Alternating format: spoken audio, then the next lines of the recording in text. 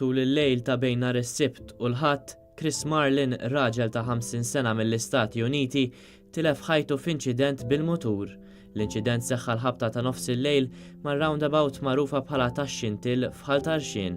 Minn stħarriġ preliminari magħmul mill-Pulizija tad-Distrett ġie stabbilit li r-raġel li hu residenti f'Taxbiex aktarx tilef il-kontroll tal-mutur ta' tip Kawasaki u ħabat mar-roundabout. Fuq il-post issejjaħ tim mediku iżda sfortunatament Marlin ġie ċertifikat mejjed fuq il-post. Marlin kien raġel jħobb ħafna l-muturi. Ħaġa emozjonanti immens din it-traġedja hija l-fatt li jumejn qabel il-mewt tiegħu Marlin tefa' post fuq Facebook fejn stqarr illi jiddispjaċih li ġiel in-nies jinkwetaw kull darba li jirkeb il-mutur.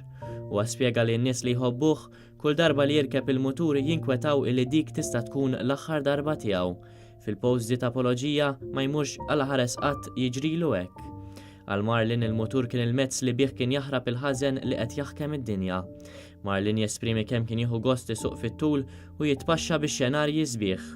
U għatem din il-Facebook post billi ringrazzja lil dawk kollha li kienu jitolbu għalih u jappoġġjawh għalkemm ma kinux komdi bil-fatt li jsuq mutur.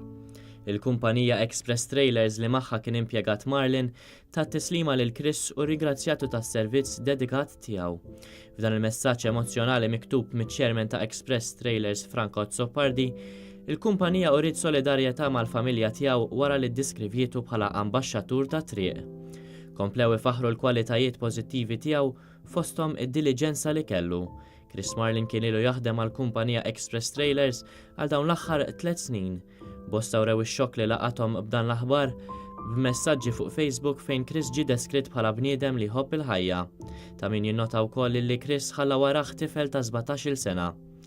Bil-każ ġiet infurmata l-Maġistrat tal-Assa Gabriella Vella li ħatret diversi esperti sabiex jassistuha fl-inkjesta. L-investigazzjonijiet tal-Pulizija għadhom għaddejjin.